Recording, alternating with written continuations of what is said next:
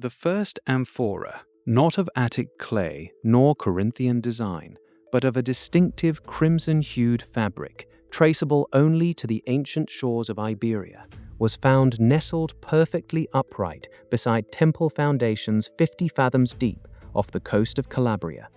No one had ever expected to find a thriving Greek city there, let alone one trading across the full breadth of the Mediterranean during the early Archaic period. You are about to discover how a submerged metropolis, a sophisticated hub of commerce and culture, is rewriting everything we thought we knew about ancient Greek ambition, trade networks, and maritime prowess, fundamentally challenging the timelines and maps etched into our history books. For generations, the conventional narrative of ancient Greece painted a clear picture of its early maritime expansion.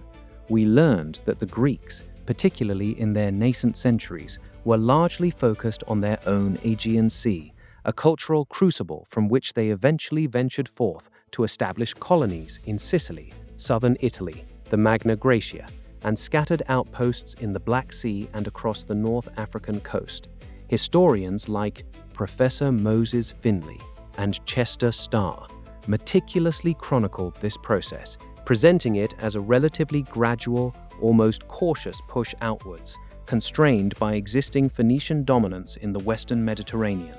We imagined sturdy, smaller vessels hugging coastlines, relying on visual landmarks, trading locally, slowly extending their reach with each new settlement.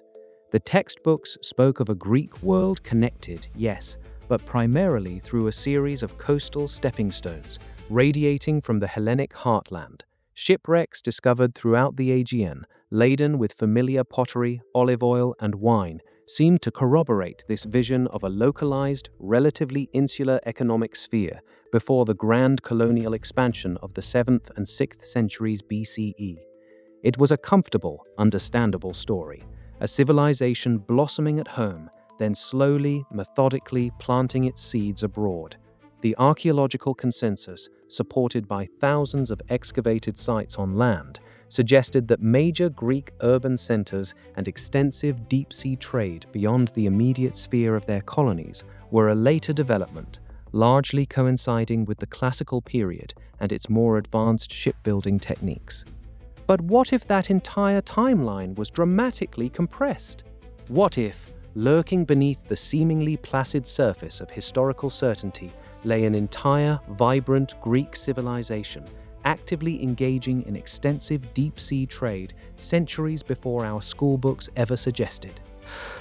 The discovery began not with a single wreck, but with a series of anomalous sonar readings. Then, deep-sea exploration off the Ionian coast of Calabria unveiled something utterly unprecedented: the sprawling architectural footprint of an entire city, perfectly preserved beneath layers of silt and sediment. This wasn't a small port or a temporary outpost.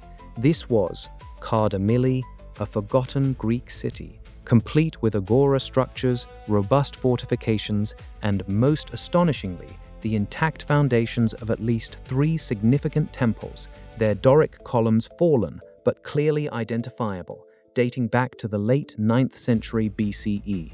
A shocking historical reframe that is nearly 200 years earlier than the earliest established Greek colonies in the region, obliterating the notion of a gradual, cautious expansion.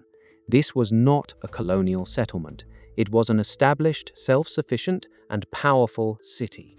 Further investigation uncovered numerous shipwrecks within a 10-kilometer radius, not just typical coastal traders, but vessels of significant size, clearly designed for open-sea voyages. And their cargo? It wasn't just local produce. Archaeologists, led by the pioneering Dr. Elara Vance from the University of Athens, meticulously catalogued thousands of artifacts.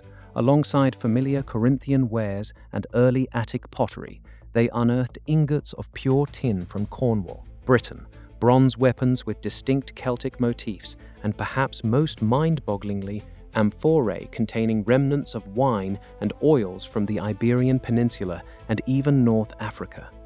This isn't just a revelation, it's a complete paradigm shift. Kardamili, wasn't just a dot on the map, it was a central node in an ancient Greek trading network that stretched from the Atlantic fringes of Europe to the Levantine coast, long before the textbook era of widespread Greek colonization. This fundamentally rewrites the economic history of the entire Mediterranean basin, suggesting a far more complex and interconnected world than previously conceived. The implications of Kardamili's unveiling are nothing short of monumental. Imagine for a moment the bustling wharves of this sophisticated city, not in a later golden age, but in a period we've historically described as nascent, almost primitive for Greek maritime activity. Think of the advanced navigational techniques and shipbuilding technologies required to consistently traverse such vast distances, battling the unpredictable elements of the open sea. We're talking about Greeks who understood prevailing currents, stellar navigation, and perhaps even early forms of cartography, centuries before these skills were widely attributed to them.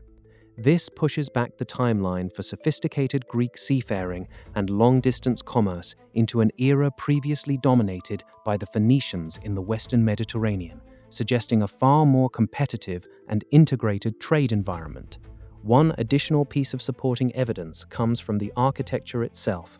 The temple foundations at Kardamili display an early but distinct Doric style, with a precision in stonework and a scale that implies significant wealth and organized labor, echoing the earliest monumental temples found on the Greek mainland, such as those at Corinth or Olympia, but predating the widespread use of such grand designs in colonial contexts. It means a fully developed urban society was flourishing here, capable of monumental construction and deep-sea trade, at a time when traditional history implied simpler, nascent settlements. It forces us to ask, how many more such cities, now submerged or buried, might be waiting to reshape our understanding of these foundational periods? You thought you knew the ancient Mediterranean, a mosaic of distinct cultures interacting, but largely within their prescribed zones. You now see it as a vibrant, interconnected superhighway of commerce and ideas, where Greek mariners and merchants were not just participants, but early pioneers, weaving a complex web of trade that stretched from one end of the known world to the other, centuries earlier than anyone ever dared to imagine. The discovery of Kardamili isn't just about a lost city, it's about the lost potential and underestimated ingenuity of an entire civilization. It's about how much more there is beneath the surface, waiting to challenge every assumption, every firmly held belief, and every single map we thought was complete. And that, as you'll discover, is just one of many deeper truths waiting to be brought to light.